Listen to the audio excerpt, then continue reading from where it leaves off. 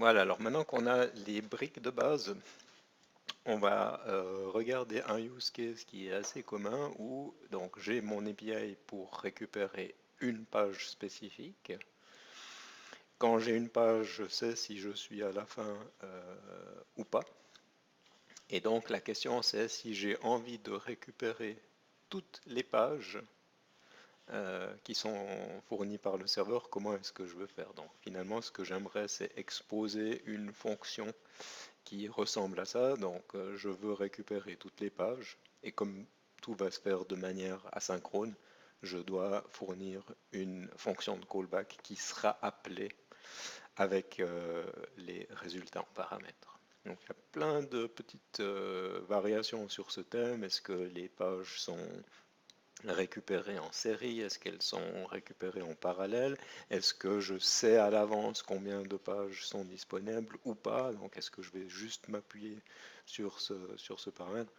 Donc là, on va voir un exemple, mais après, vous pouvez utiliser ce projet d'exemple pour explorer et faire des exercices sur l'utilisation des méthodes de callback. Donc je vais venir dans l'IDE, j'ai préparé deux fichiers, un fichier qui s'appelle application.js. Pourquoi application? Parce que on va finalement écrire du code qui utilise notre librairie. Et puis j'ai déjà préparé un test, une suite de tests automatisés pour spécifier le comportement que j'attends de cette librairie. Donc on va regarder ça. Ça c'est l'initialisation où j'utilise mon client asynchrone.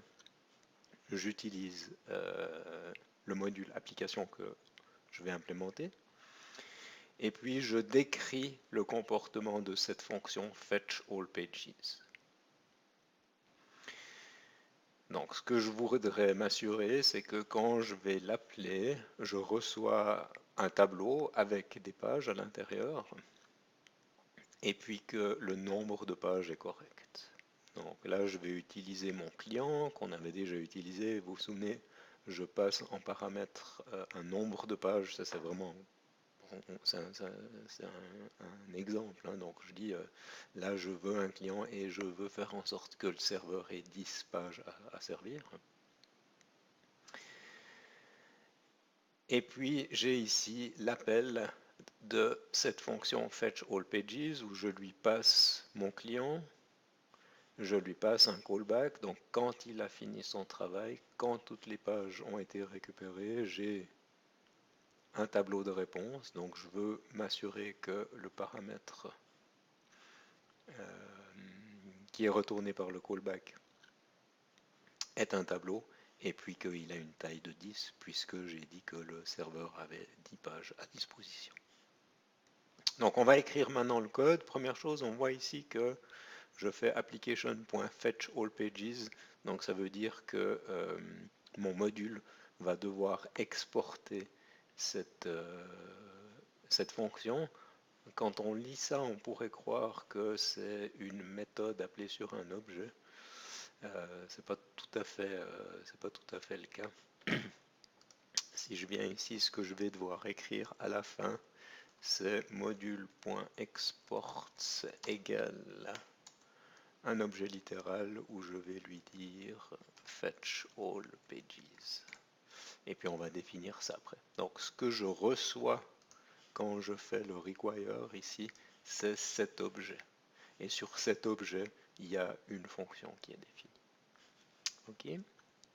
Alors, qu'est-ce que je vais devoir faire? Je vais devoir définir ma fonction fetch all pages et on a vu qu'elle avait en paramètre un client et puis une méthode de callback que je vais appeler quand j'ai terminé mon processing.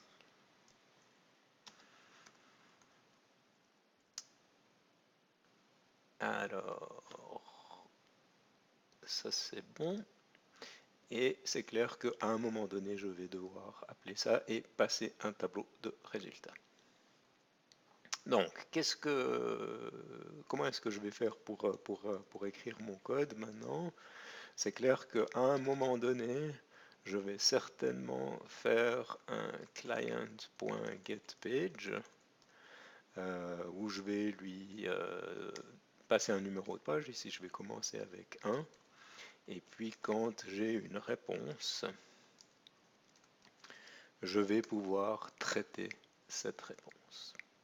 Donc, ce que j'ai envie, c'est de récupérer toute la liste des pages. Donc, c'est sûr que je vais commencer à la page numéro 1. Mais qu'est-ce que je vais faire après quand je vais processer? Il va falloir que je rappelle cette fonction. Alors, en l'occurrence, je vais la rappeler 10 fois, mais ça, je ne sais pas à l'avance. Je n'ai pas le nombre de pages à l'avance. Donc, qu'est-ce qu'on va faire? Ben, on va écrire, on va utiliser de la récursivité. Donc, ce que je vais faire, je vais revenir ici, et puis je vais définir une fonction que je vais appeler fetch and process page. Et puis on va lui passer en paramètre un numéro de page. Donc, qu'est-ce que je vais faire dans cette fonction? Ben, d'abord, je vais récupérer la page. Ensuite, je vais voir ce que j'ai dans l'entête. Et si j'ai asNext qui est à true, ben, je vais rappeler la fonction fetch and process page sur la page suivante. Donc ici, je vais pouvoir reprendre mon code que j'avais commencé à esquisser. Et puis, c'est pas 1 ici, mais c'est bien page number. Donc, j'ai reçu une réponse. Ben, ce que j'ai envie de faire, c'est de garder la trace des réponses. Donc, je vais ici définir un tableau.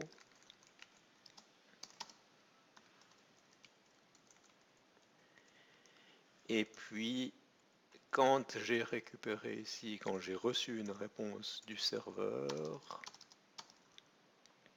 je vais faire responses.push de ma response. Alors ça, c'est un choix que je fais ici.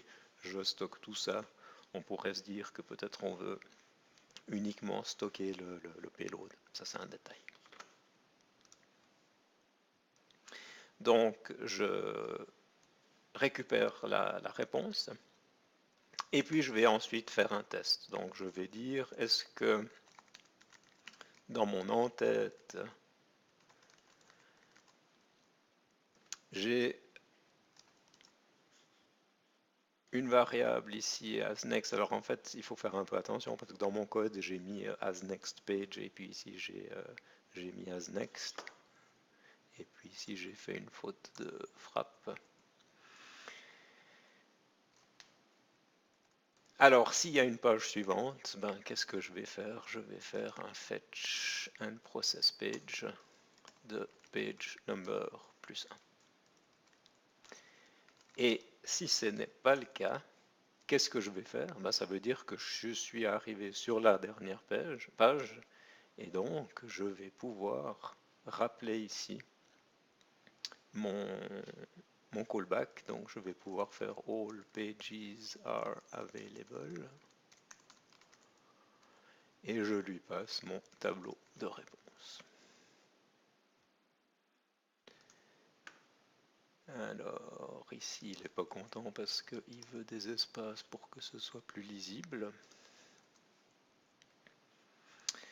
Maintenant j'ai défini cette fonction, ben, cette fonction il va falloir que je l'appelle. Donc je vais dire que je vais faire un fetch and process page de la page 1.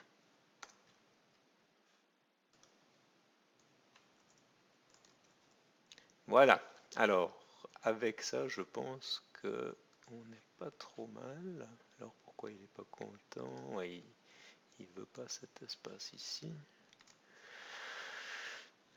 Donc ça va pas l'air trop mal. On va venir dans le terminal. Alors j'ai mis un timeout de 20 secondes puisque je vais récupérer 10 pages et que j'ai un délai aléatoire pour chaque page de jusqu'à 1 seconde.